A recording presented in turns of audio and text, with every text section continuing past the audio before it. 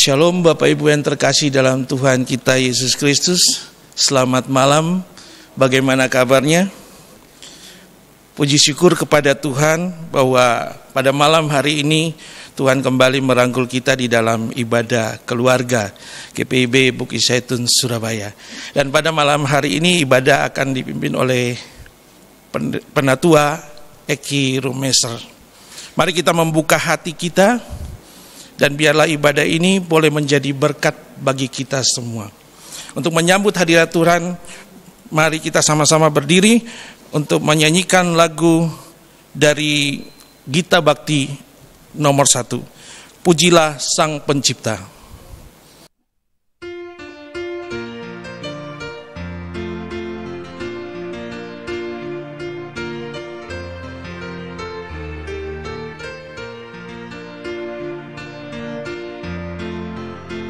Pujilah Sang Pencipta Maha Mulia, pujilah Dia hai segala malaknya.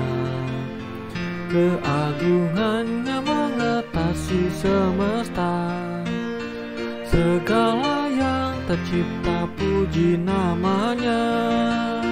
Samudra raya, gunung lembah, hewan tumbuhan, hai bernyanyilah. Pujilah Sang Pencipta Maha Mulia, pujilah Dia hai segala malaknya. Keagungannya mengatasi semesta, segala yang tercipta puji namanya.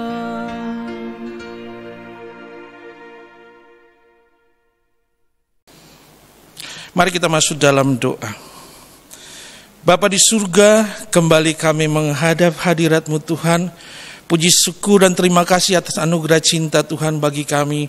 Dan pada malam hari ini pun Tuhan kami boleh bersyukur kepada Tuhan, karena Engkau menyertai memimpin kami dan merangkul kami kembali di dalam ibadah persekutuan keluarga.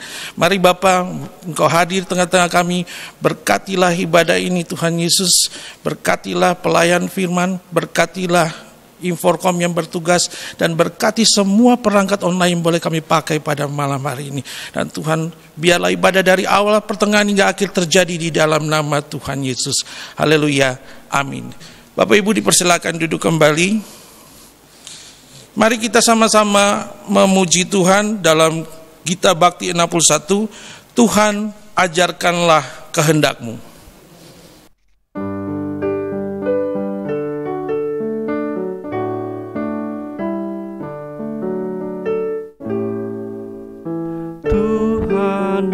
Ajarkanlah kehendak-Mu, nyatakan jalan-Mu dan firman-Mu. Ku serahkan hidupku pada bimbingan-Mu, dekatkan diriku kepadamu.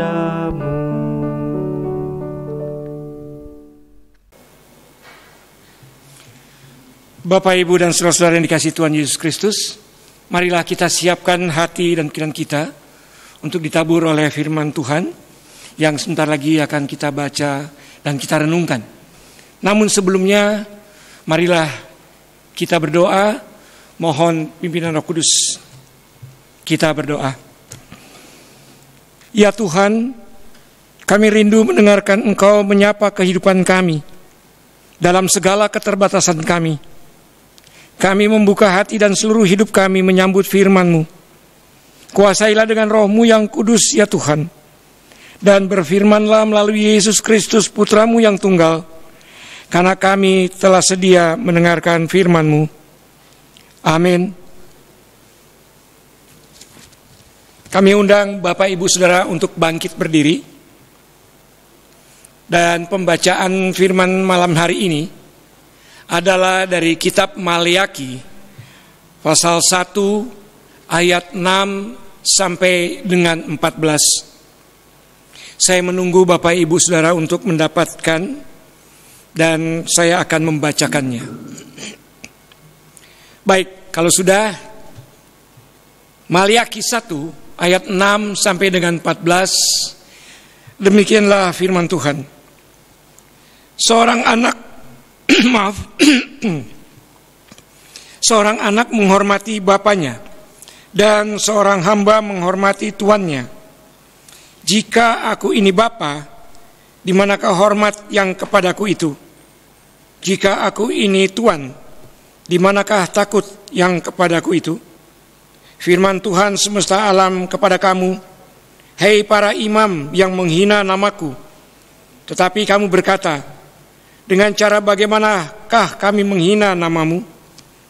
Kamu membawa roti cemar ke atas mezbahku, tetapi berkata, dengan cara bagaimanakah kami mencemarkannya? Dengan cara menyangka meja Tuhan boleh dihinakan. Apabila kamu membawa seekor binatang buta untuk dipersembahkan, tidakkah itu jahat? Apabila kamu membawa binatang yang timpang dan sakit, tidakkah itu jahat?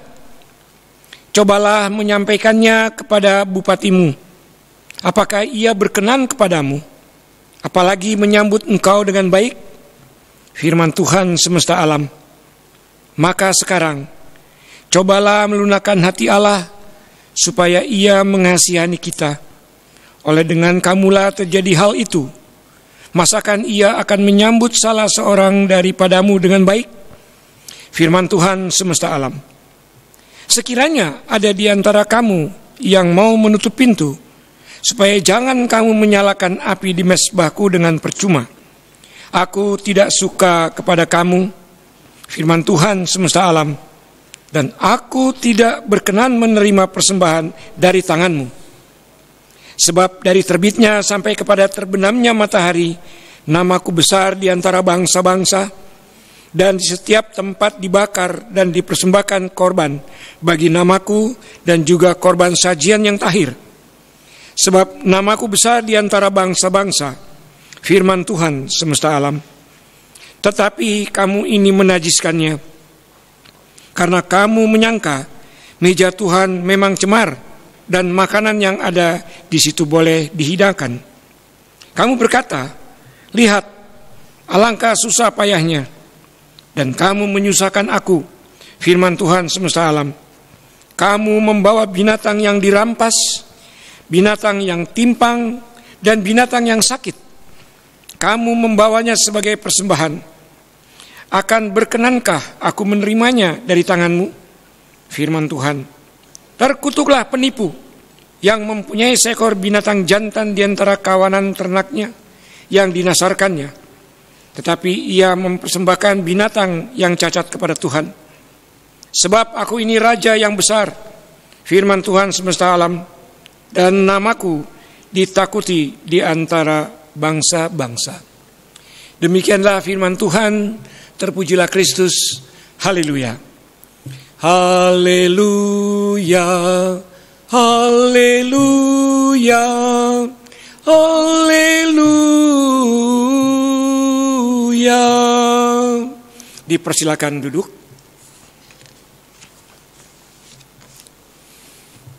Bapak, Ibu, dan saudara-saudara yang dikasihi Tuhan Yesus Kristus, kita semua tahu bahwa bangsa Israel itu adalah bangsa pilihan Tuhan. Bangsa Israel adalah umat yang disayang oleh Tuhan. Tetapi di dalam Alkitab kita juga membaca bahwa Tuhan berulang kali marah kepada bangsa pilihannya ini. Berkali-kali Tuhan murka kepada umatnya ini dengan berbagai alasan. Yang tegar tengkuklah, yang suka bersungut-sungutlah, yang tidak mengucap syukur, dan yang suka meninggalkan Tuhan dan menyembah berhala atau menyembah Baal. Nah, pembacaan kita malam ini juga menunjukkan bahwa Tuhan marah kepada bangsa Israel. Karena setelah kembali dari pembuangan, ternyata bangsa Israel tidak hidup dan tidak menunjukkan sebagai umat Tuhan. Mereka tidak melakukan perintah-perintah dan kehendak Tuhan. Mereka justru hidup bertentangan dengan perintah-perintah dan petunjuk Tuhan. Nah, pertanyaannya, mengapa bangsa Israel bisa demikian? Karena mereka terpengaruh dengan cara hidup bangsa Babel. Dan gaya hidup itu dibawa bangsa Israel ke Yerusalem. Namun, gaya hidup seperti itu sangat tidak disukai oleh Tuhan. Tuhan sungguh tidak berkenan dengan gaya hidup yang dibawa bangsa Israel dari Babel. Selain itu, kehidupan bangsa Israel pada saat itu belum teratur. Mereka hidup semaunya dengan cara mereka masing-masing. Dan Tuhan sangat murka kepada imam-imam atas perilaku mereka yang mempersembahkan korban yang tidak layak bagi Tuhan. Nah, pada situasi demikian, Tuhan mengutus Maleaki untuk menyampaikan firman Tuhan. Dan Maleaki segera masuk ke inti masalah hidup umat Allah saat itu. Ia mulai dari para pemimpin agama mereka. Sebab teladan buruk para imam menyebabkan umat bermasalah dengan Allah. Maleaki mengecam sikap tidak hormat para imam terhadap Allah dengan menggunakan dua ilustrasi. Yang pertama ada di ayat 6a yang mengatakan, seorang anak yang hormat kepada ayahnya pasti taat melakukan kehendak ayahnya untuk kebaikan anak itu sendiri. Seorang hamba yang hormat kepada tuannya akan memberikan pengabdian yang terbaik kepada tuannya. Allah Bapa adalah Bapa yang baik dan Tuhan yang layak disembah. Yang kedua, perlakuan para imam Israel yang kurang ajar. Para imam itu menyepelekan ritual persembahan kurban yang kudus dengan sikap melecehkan Allah. Ayat 6b sampai 7. Sikap melecehkan itu diwujudkan dan diteladani oleh umat dengan persembahan yang melanggar Taurat. Dalam ayat 8 dikatakan bahwa bangsa Israel membawa korban kepada Tuhan berupa hewan untuk disembelih. Tetapi hewan yang dibawa itu adalah hewan yang cacat, hewan yang buta, bahkan hewan yang timpang. Jadi korban yang jelek itu untuk Tuhan, sementara yang baik mereka simpan untuk mereka sendiri. Dan hal ini merupakan tindakan yang tidak menghormati Tuhan sama sekali. Bahkan Tuhan mengibaratkan, bila hewan-hewan yang cacat tersebut diberikan kepada bupati, pemimpin bangsa Israel, pasti bupati itu tidak berkenan terhadap hewan itu. Di ayat 8b. Nah, Bapak Ibu dan saudara-saudaraku, saya jadi berpikir, kalau manusia saja tidak berkenan terhadap hewan tersebut, mungkin cacatnya sudah kelewatan, apalagi Tuhan. Hal inilah yang membuat Tuhan murka dan Tuhan sangat marah. Di sini saya menangkap bahwa kemarahan Tuhan bukan karena kuantitas hewan yang dipersembahkan kepada Tuhan itu hanya sedikit, tetapi karena kualitas hewan yang dipersembahkan kepada Tuhan tidak sesuai dengan yang Tuhan inginkan. Ingatkah Bapak Ibu dan saudara-saudara tentang persembahan seorang janda di Markus 12 ayat 41 sampai 44? Yesus mengatakan bahwa persembahan janda miskin yang memasukkan sedikit uang itu justru lebih banyak daripada orang lainnya. Karena janda miskin tersebut memberi dari apa yang dimilikinya, bahkan dari seluruh nafkahnya. Jadi dalam hal ini Tuhan melihat kualitas persembahan kita, bukan kuantitas. Bapak Ibu, adakah kita memberikan persembahan yang terbaik kepada Tuhan? Contoh yang paling gampang adalah melihat diri kita sendiri. Jika ada 2 lembar uang dengan nominal yang sama dalam dompet kita, misalnya 50 ribuan, yang satu masih baru dan yang satu sudah kumal dan agak lusuh, manakah yang akan kita masukkan ke dalam kantong kolektor? Apakah kita akan masukkan uang yang baru, atau kita akan masukkan ke dalam kantong kolektor uang yang sudah kumal atau lusuh itu? Sering kan kita melihat ada uang yang sudah kumal, sudah lusuh, dimasukkan dalam kantong kolektor. Dan majelis yang menghitung uang kolektor, kadang-kadang ada yang nyeletuk, siapa sih yang memberikan kolektor kayak gini? Udah lusuh, udah kotor, masih diperkes-perkes lagi, masih diremes-remes uang itu. Sehingga majelis yang menghitung harus merapikan dahulu uang itu, baru dihitung. Begitu pula ketika ada rencana untuk membangun gedung gereja dan kita menyumbang bahan bangunan. Bahan seperti apakah yang akan kita berikan untuk pembangunan gereja itu?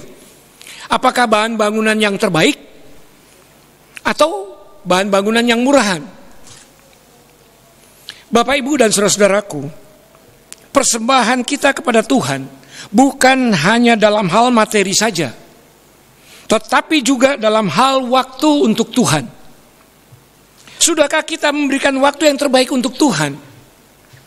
Sudahkah kita menyediakan waktu yang terbaik untuk bersekutu dengan Tuhan? Atau kita beri sisa waktu untuk Tuhan? Seharian udah bekerja, udah melakukan berbagai kegiatan, sebelum tidur sudah capek dan mengantuk, baru kita baca firman dan berdoa. Bisa-bisa aminnya besok pagi.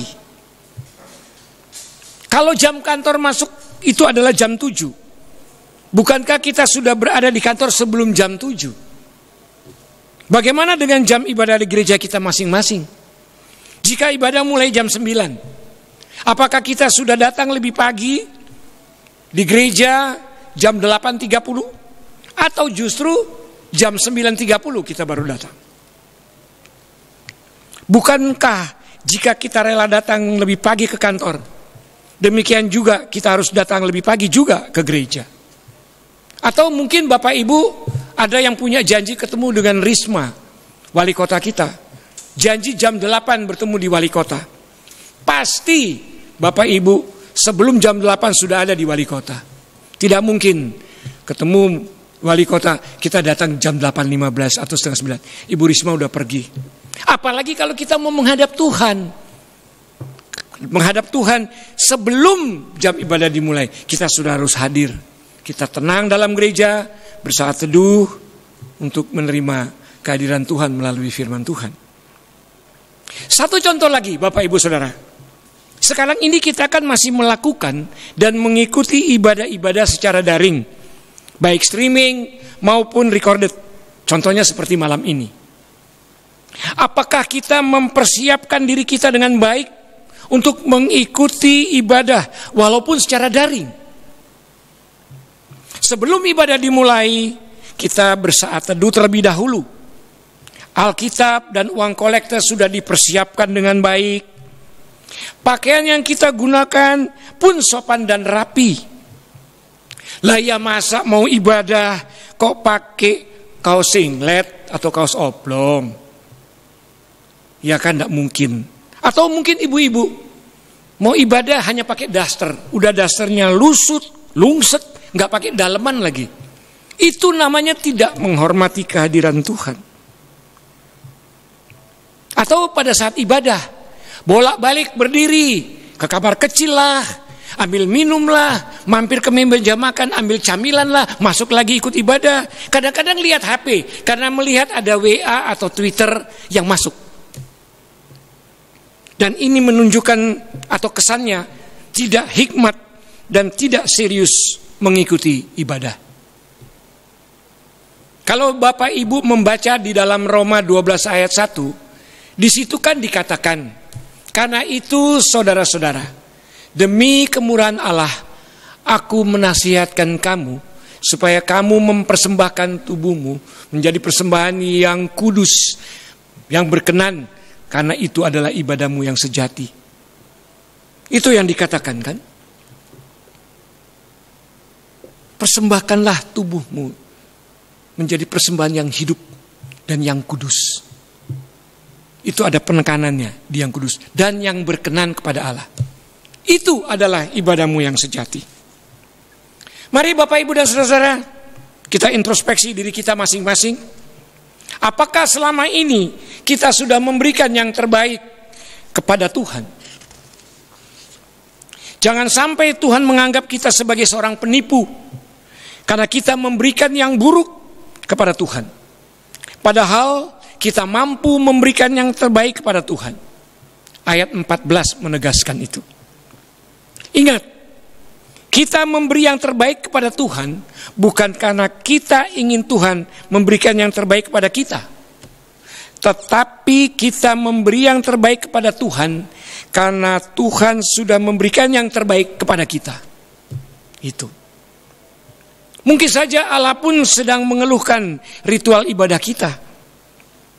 Sudahkah kita memeriksa diri dengan baik? Apakah kita sudah mengerjakan pelayanan dengan sebaik-baiknya? Sebagai seorang pelayan Tuhan, sudahkah kita mempersiapkan khotbah dengan baik? Sebagai pemain musik, sudahkah permainan musik ini kita siapkan dengan baik dan memahaminya dengan betul? Sebagai pemuji, sudahkah puji-pujian yang kita nyanyikan, kita pahami dan latih dengan baik? Apakah kita sudah menata ruang ibadah dengan segala peralatannya dengan rapi? Ketika datang beribadah, sudahkah hati, pikiran, dan sikap tubuh kita sungguh terarah kepadanya? Mari kita memeriksa diri dan ibadah kita. Apakah pelayanan yang kita berikan sungguh berkenan di hadapan Tuhan? Sudahkah itu semua kita persiapkan dengan baik?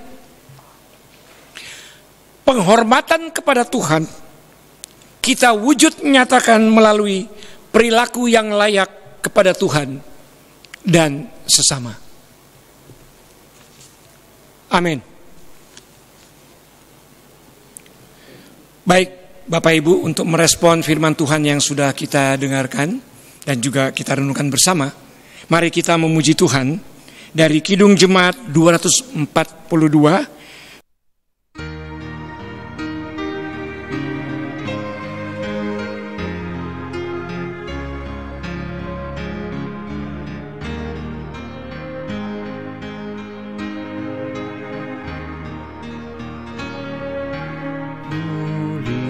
Muliakan Allah Bapa, muliakan Putranya, muliakan Roh Penghibur, ketiganya yang esa. Haleluya, puji Dia kini dan selamanya.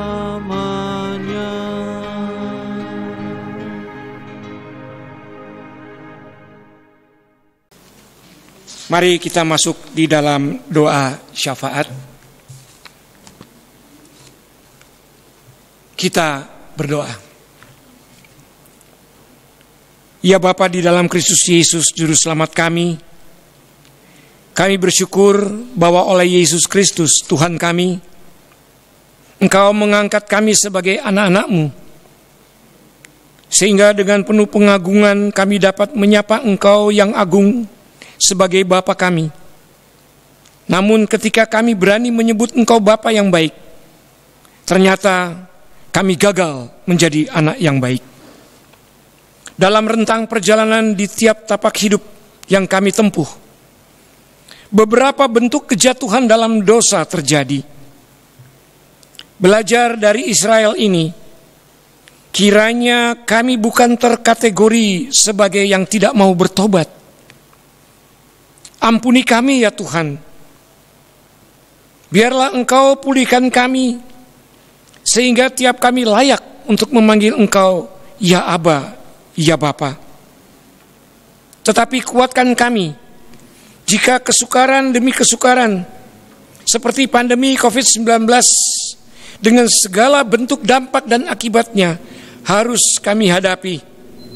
Dan Tuhan izinkan itu terjadi, untuk kami alami bersama dengan keluarga masing-masing. Kuatkan kami ya Tuhan, berikan kami pengharapan, bahwa Engkau Bapa yang baik, tidak akan pernah meninggalkan kami anak-anak-Mu. Syukur untuk firman Tuhan yang sudah kami dengar, karena ada pelajaran yang kami dapat, yaitu menghormati dan memuliakan Tuhan. Di syafaat ini kami berdoa dan menyerahkan semua kehidupan kami di keluarga dan rumah tangga masing-masing. Engkau mengenal kami sebagai imam dalam keluarga, sebagai suami dan ayah, sebagai pencari nafkah, sebagai orang tua, sebagai istri dan ibu, sebagai opa, sebagai oma, sebagai anak. Siapapun kami, seisi rumah kami masing-masing, tidak ada yang luput dari mata kudus Tuhan. Engkau tahu saat kami berdiri atau berbaring, duduk atau bangun. Tuhan sangat-sangat mengenal kami. Maka dengan penuh kerendahan hati kami berdoa untuk masing-masing keluarga yang mengikuti ibadah keluarga secara daring saat ini. Berkatilah setiap kami bersama keluarga dalam nama Tuhan Yesus. Sehatkanlah kami terus. Berilah kekuatan juga ketabahan untuk menjalani hari-hari hidup beriman kami. Berkati tiap usaha dan kerja kami. Bukalah tingkap berkat-Mu. Demikian pula pendidikan dan berbagai hal untuk masa depan anak-anak di tiap keluarga. Tuhan jugalah yang pimpin, dan biarlah kami menjadi saksi tentang betapa Engkau Sang Bapa yang agung tidak pernah membiarkan kami anak-anak-Mu yang berseru dan berserah kepadamu. Berkati tim Inforkom dan presbiter bertugas, organis dan prokantor yang terlibat dalam ibadah ini, dan semua kami. Biarlah segala hal yang kami usahakan dan kami kerjakan yang disebut dengan pelayanan ini bermuara di bagian akhir untuk hormat dan kemuliaan nama-Mu saja. Terpujilah nama Tuhan. Inilah doa kami, syafaat kami.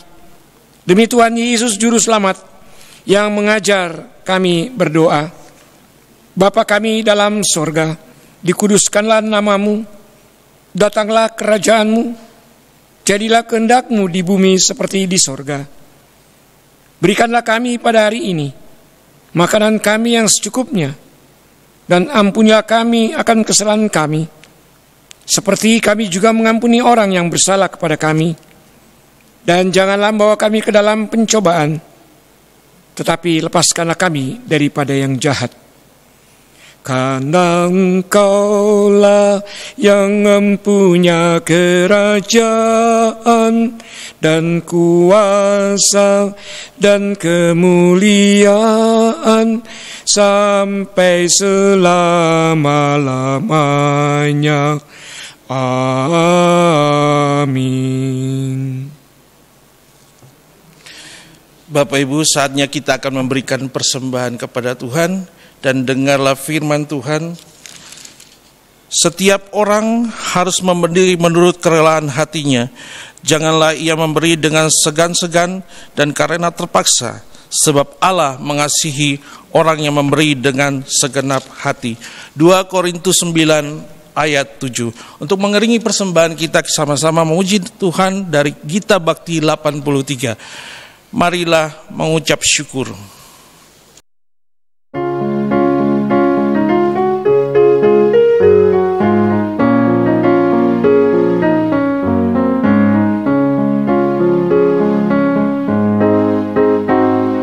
Marilah mengucap syukur pada Allah atas rahmat yang telah diberikan bagi dunia. Yesus telah berkorban bagi umat manusia. Marilah bersyukur, muliakanlah namanya.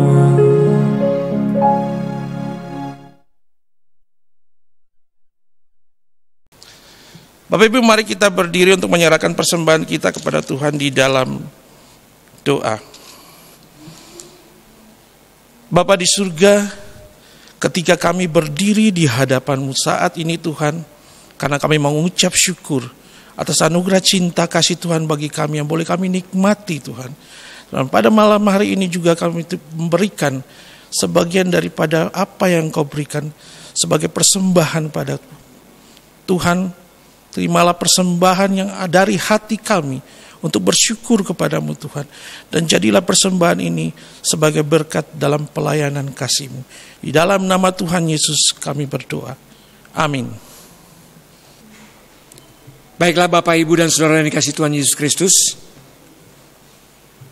lakukanlah firman Tuhan yang sudah Saudara dengar, agar nama Tuhan dipermuliakan melalui kehidupan kita yang melakukan firman. Dan ingatlah bahwa Tuhan itu adalah baik. Untuk mengakhiri ibadah sebelum terima berkat, saya undang bangkit berdiri. Kita akan memuji Tuhan dari KJ 4:17. Serahkan pada Tuhan.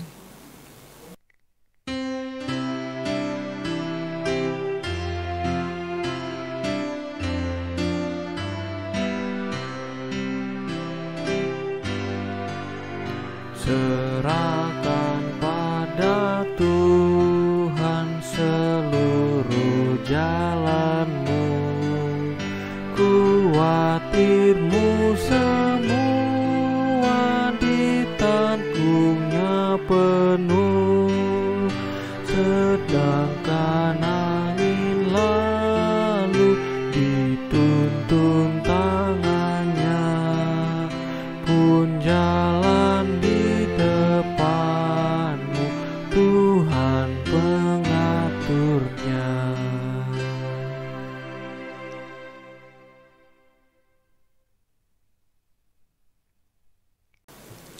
Terimalah berkat Tuhan. Kasih karunia Tuhan Yesus Kristus dan kasih Allah Bapa dengan persekutuan Roh Kudus menyertai kita sekalian dari sekarang sampai kekal selama-lamanya. Amin. Amin. Amin.